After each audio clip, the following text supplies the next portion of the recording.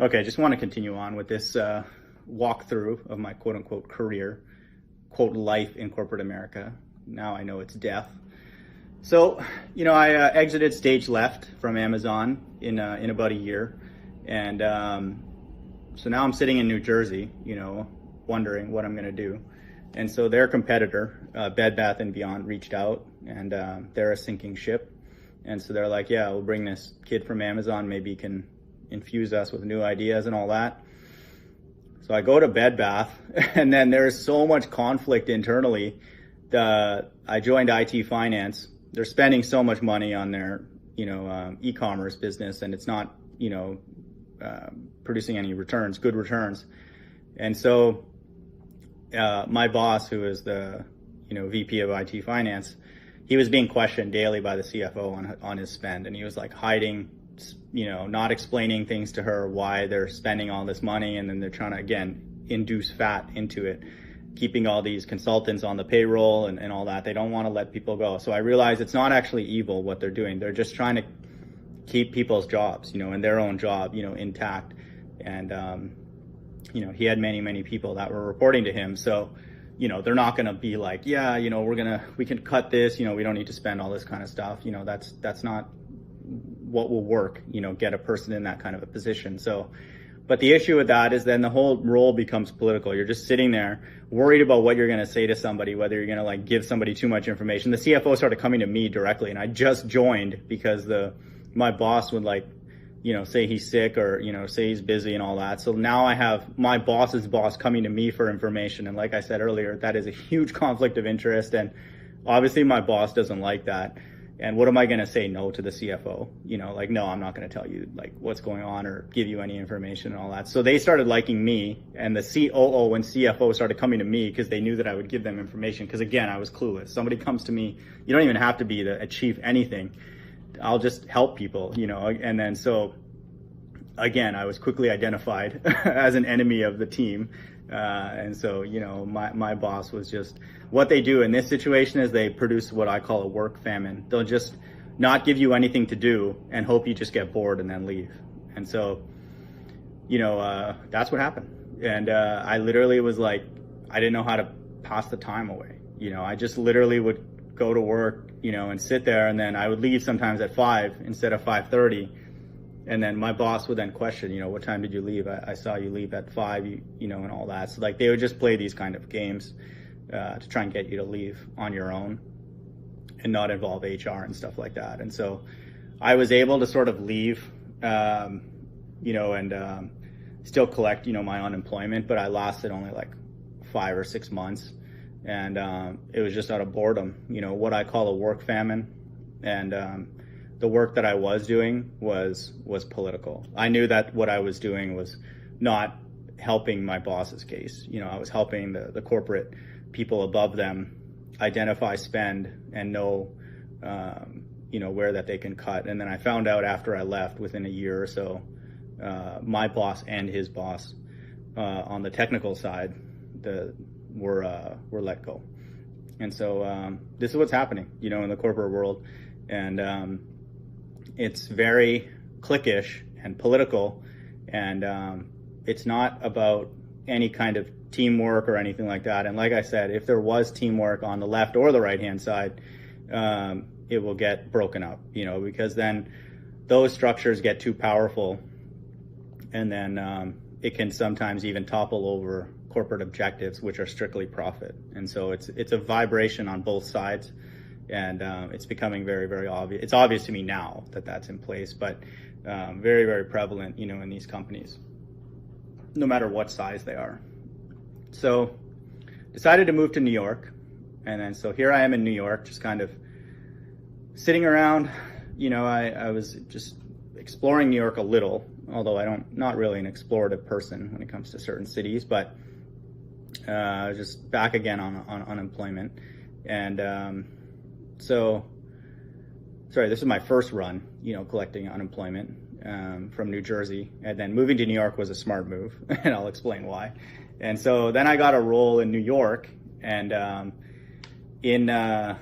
for for a pallet logistics company. And again, I still at this point, and I don't want people to think that I'm totally clueless, I just didn't know. Like, I wasn't into any conspiracy theories at this time.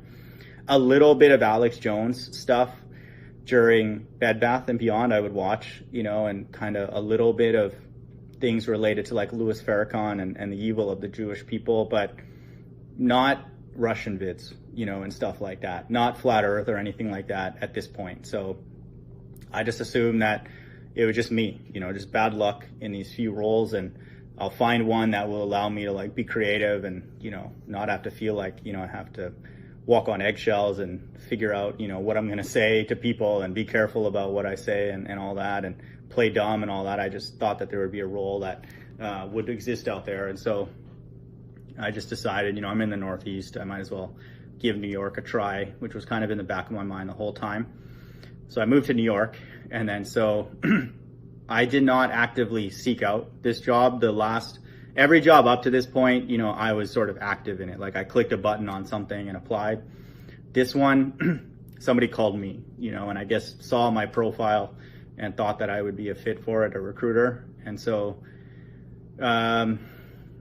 you know, I went through the interviews. It was like a full month and a half of interviews, and just to get, you know, a basic sort of analyst role. And I wasn't getting any other interviews and stuff. I was just applying for like hourly roles and stuff. I was kind of realizing, you know, I'm leaving jobs like at a year or less. My last 3 roles were less than a year.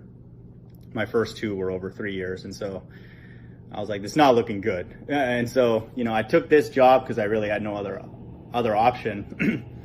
I go in there, and again, I'm not making myself sound like a genius. That's why I told my story about Rife, so people know that, you know, and I'll go into that in more detail if anybody ever wants, but I'm not quote unquote all that. But in this field of like accounting and finance, or just Excel files and stuff, it's basic, you know, from a person who's like done fairly advanced engineering and mathematics, this stuff is fairly easy for me. And so I went into this logistics company in New York, saw all their files were just like completely insane, and then I fixed them.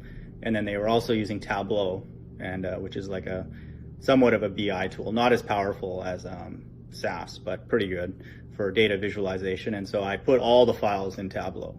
So I literally just had to like click a couple buttons to refresh them, you know, just double check them once in a while. But, you know, they were just pulling straight from the centralized database for customer orders. And then so, you know, I just honestly, I didn't really have much to do. And then again, they were like, who's this kid? You know, comes in, changes all of our files. Then they started trying to offload this work to, you know, a data center in Venezuela. And then so I was able to kind of interact with them and find out what's going on, because there was a lot of, you know, issues, food shortages. So I got to some more firsthand experience into like the difficult situation for people in Venezuela. And these consultants were like telling me how, like, you know, they knew people who had, you know, access to certain, you know, supply chain for food and stuff. And like, it's just scary, you know, and like had a tremendous amount of sympathy for them. And I'm like, I was actually fine with it. If they want to take work away from me because I'm doing really well and offload it, I was like, at this point, I kind of didn't care. Like, I started sort of realizing at this point that this is the way it is. And then the wonderful Russian vids came into my digital life during this time of unemployment prior to this role in New York. And so during this time of unemployment in New York, I obviously had a lot of time. And this is where things started getting sort of serious in terms of conspiracy theories. This was when I first started. This is around 2015, 2016 timeframe that I started really getting into Russian vids and Eric Dubé and others. And then I started realizing that, you know, that we've been lied to about pretty much everything, and in particular in Christian circles. And so then I also started getting into the Hebrews, and because my interest in Louis Farrakhan, Nation of Islam, grew from him speaking out against the Jewish people as a synagogue of Satan, which he talks about regularly, then the Hebrews would come up in some of the search results whenever you watch, you know, Louis Farrakhan's material, because they believe they're the true Jews, the biblical Jews. And so I started literally watching every single video of theirs during this time. And I would visit their camps in New York a couple times.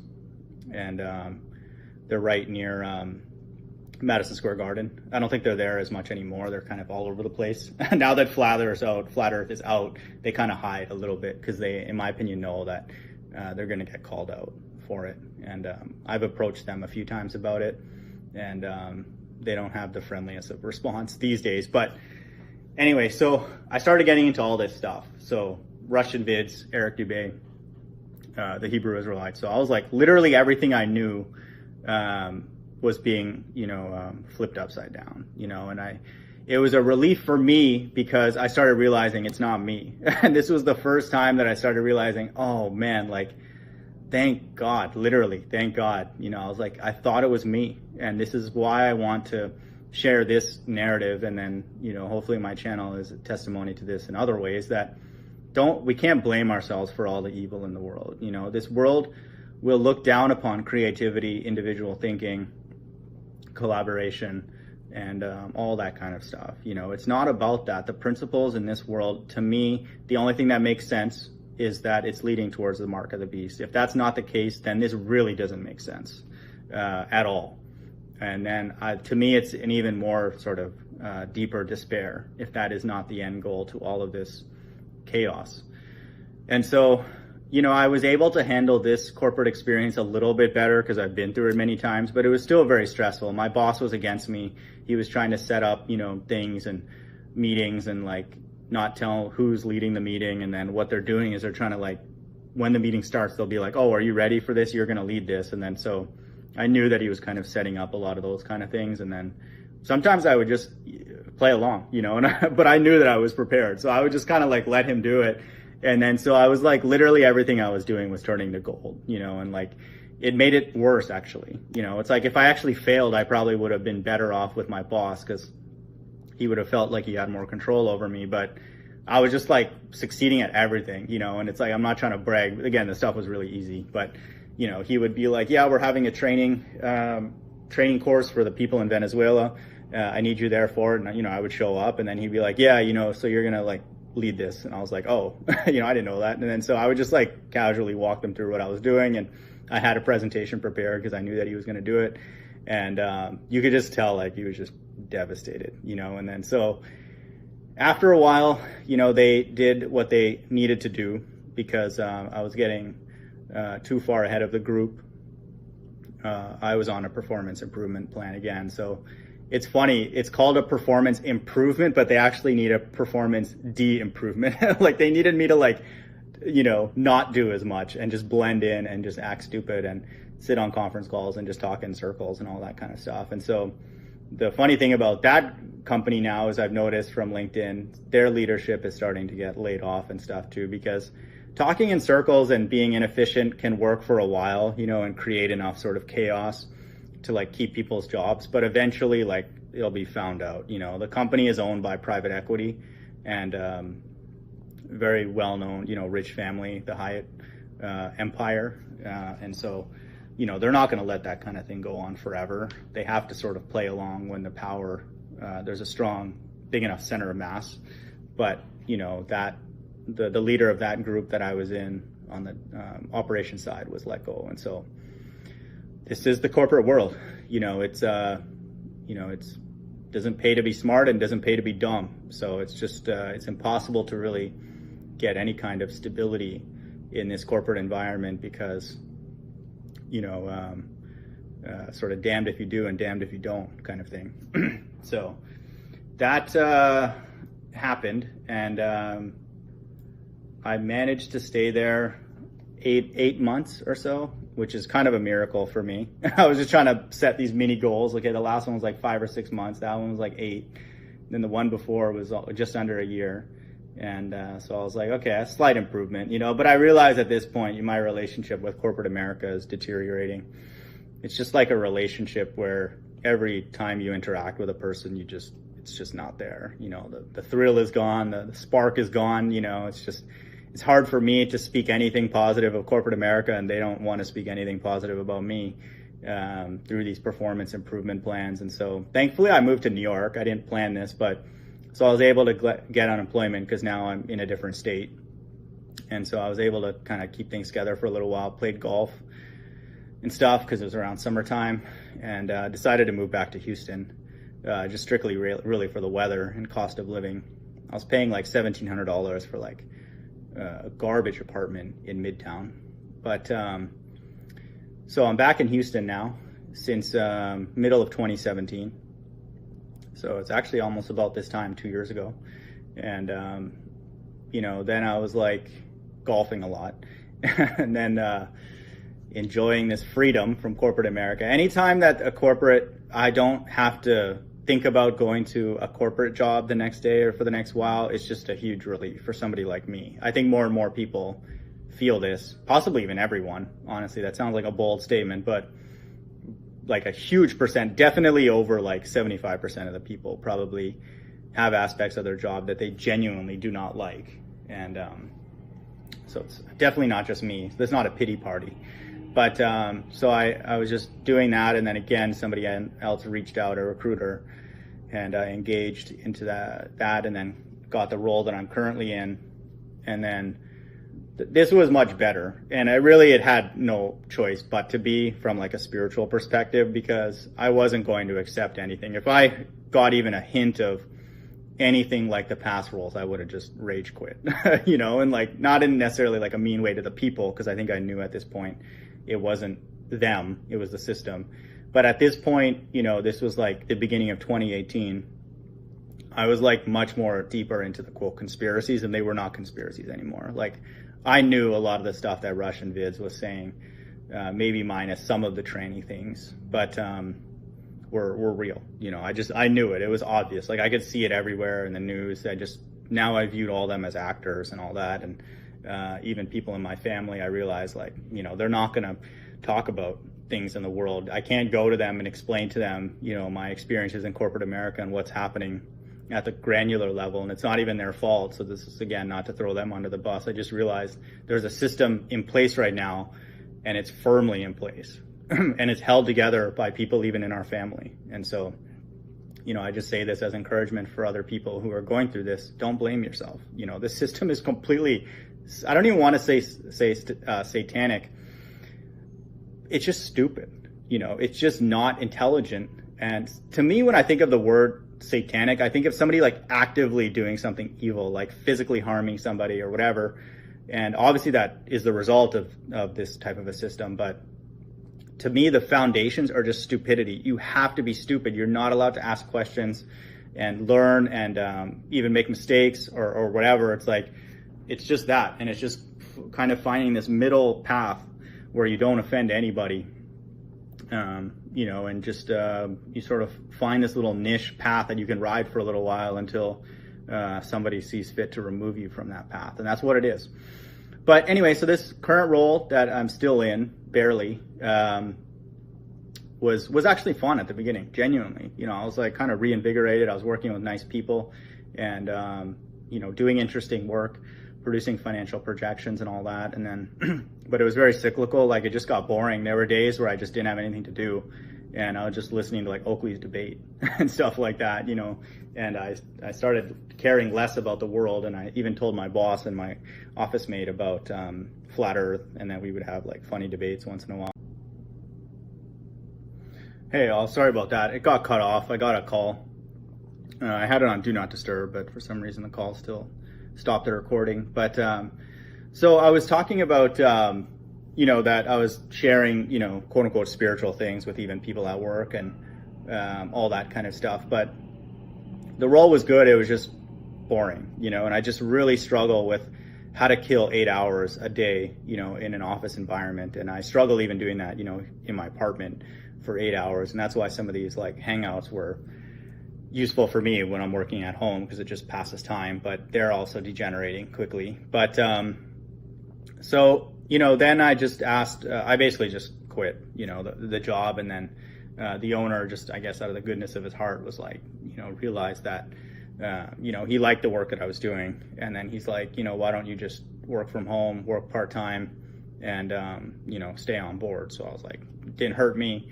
And then so I did that, and that's what I've been doing for the last like 6 or 7 months. But again, there's just not much to do. And so I just kind of am waiting for them to, whatever they want to do. It doesn't hurt me to work part-time and not do very much. But I was interviewing for a role a couple of days ago, and I did like the initial screen, and then I made it to like the first quote unquote first round. And I noticed online that there was like 100 or 200 people who applied for this role. So I'm like, there's no way I'm getting this. That's an insane number of people to apply for one role.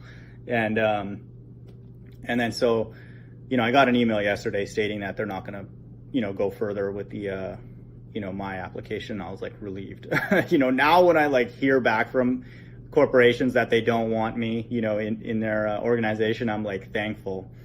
And so this is not something I can change. I don't know what the future holds for me or, the world in any certainty. Obviously, I have a narrative that I feel is playing out according to the Bible, and I'm sharing that. I don't know actually, because this current role was really the only type of situation I would accept as I negotiate with God, where there was some interesting work, and then it got boring, and so I'm not just driving to work every day to sit there for 8 hours and kill time. And so I left, and then this part-time thing is kind of the middle ground that is acceptable for me, where I don't feel like I'm a slave or doing anything that is against my own values or anything like that, and requiring to be stupid or anything like that. Like I was actually able to like have ideas and share them in this role, and I just don't, practically speaking, I don't think that there will be a role that would fit the requirements that I have, to be creative, collaborative, not to feel like somebody's quote judging me. And again, why this world is satanic. The Bible says don't judge. So people tell us, religious people, don't judge. But then they're like, every year a person's judged in their performance in corporate America, but there's not a peep from these shills about that evil. And so this is again, the satanic world that we live in. These shills are becoming obvious, that they're stupid. They're just only pushing the narrative, supporting the evil foundation of this world. And to me, that could just be a massive coincidence that there's so many of them, even some in our family, or it's for a particular purpose, particular narrative. So, that's where I'm at, in life. And this is the place this is kind of the trajectory from undergrad to here. And, it's throughout that time, kind of the tail end, flat Earth has become more and more crystallized and solidified that it's obviously true that we're not on a spinning ball flying through space. And that's where I'm at. So I just wanted to kind of walk people through, just so people don't think that I just hate corporations because it sort of slapped me once, and I'm bitter and all that. Like it's literally intellectually sodomized me for years, and that there was times that I didn't know. And that sounds like an extreme statement, but it's now looking back, it's the whole system is designed to squeeze any amount of creativity and uniqueness from every person, and then convert them into like essentially a robot or somebody who parrots government propaganda and lies, and does not sort of make any kind of advancements and stuff. And so obviously there are people who are advancing things and doing interesting things, but they're only for specific technologies that are supporting this system. There essentially would have to be like mindless, useless stuff, or things that the government requires for their purposes. And so spying, military, keeping people distracted, and all that kind of stuff, hiding God or whatever. And so that's where I'm at. So I just wanted to kind of walk people through my corporate quote unquote life. Now that I know that it's death, everything that is in this world, every angle we turn, every avenue we go down leads to death. Hope everyone's doing well. Bye.